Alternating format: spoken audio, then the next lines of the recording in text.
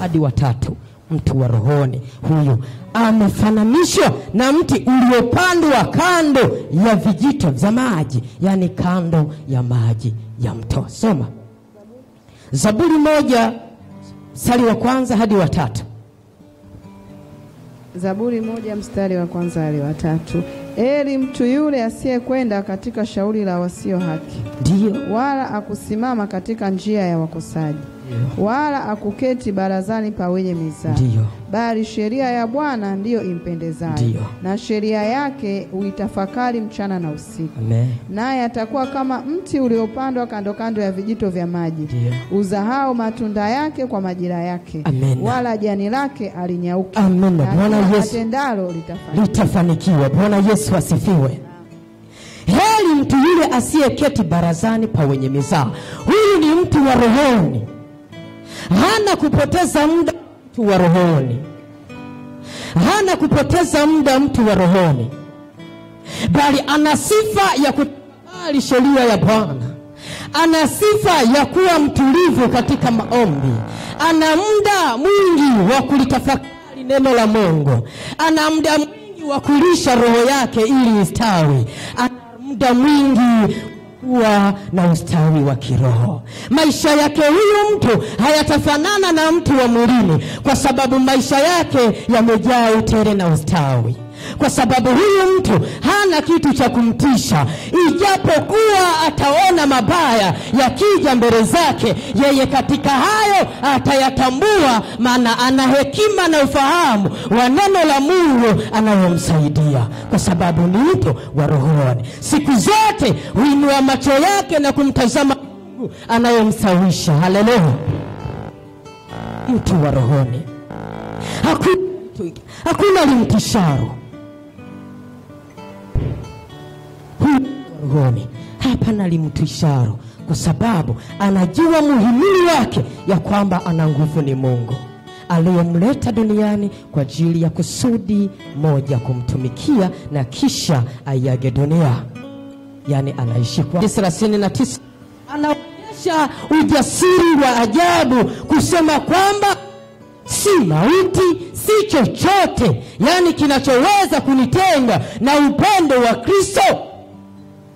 Lakini mahali pengine Paulo anaongezea, anasema kwamba kufa ni Kristo, lakini kuishi pia ni Kristo. Mtu huyu wa rohoni hana limtisharo, wala mabaya yajapokuja kwa upande wake hayataweza kumtoa katika kusudi la Mungu. Lakini mtu wa mwilini anapigwa moja chali, manunguniko yanaanza kujaa moyo wake.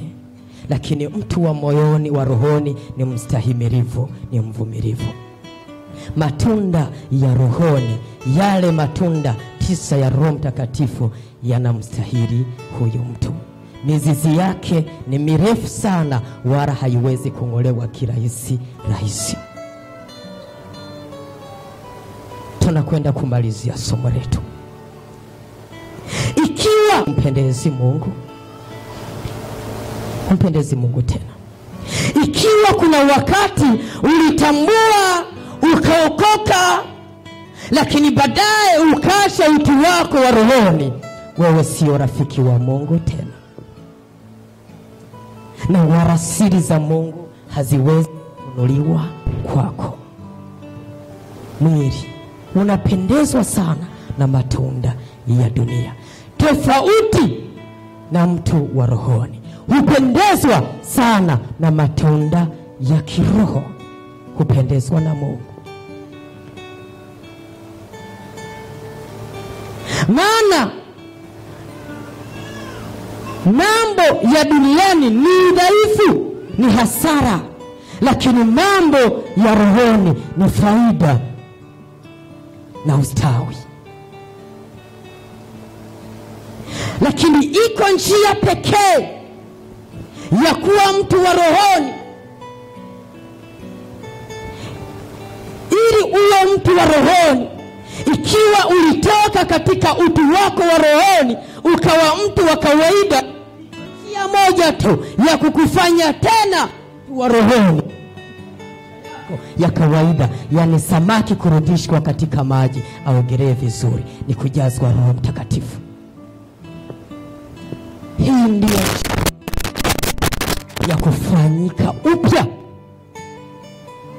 kufanywa kuwa mtu wa rohoni, ni kujazwa Roho Mtakatifu. Ikiwa Roho Mtakatifu ulimweka pembeni kwa sababu ya maisha ya kawaida, basi rudi kundini. Njoo, itikia wito wa Roho Mtakatifu, ujazwe tena, maana Roho ndiye anayegeuza nia ya mwanadamu kuwa mpya. Naomba tumalizie na mstari huu.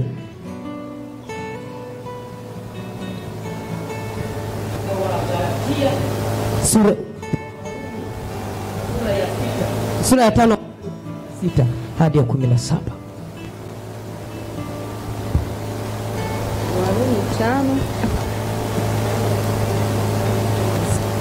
Wala kwa kadiri ya yule mtu mmoja afanya dhambi, si ili ya kila kipawa. Kwa maana hukumu hapana. Soma Wagalatia 5 mstari wa 19.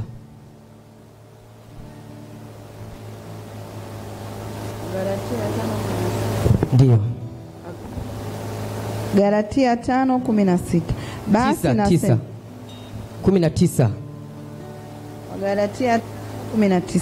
Basi matendo ya mwili ni dhahiri, ndio haya: uasherati. Hapana.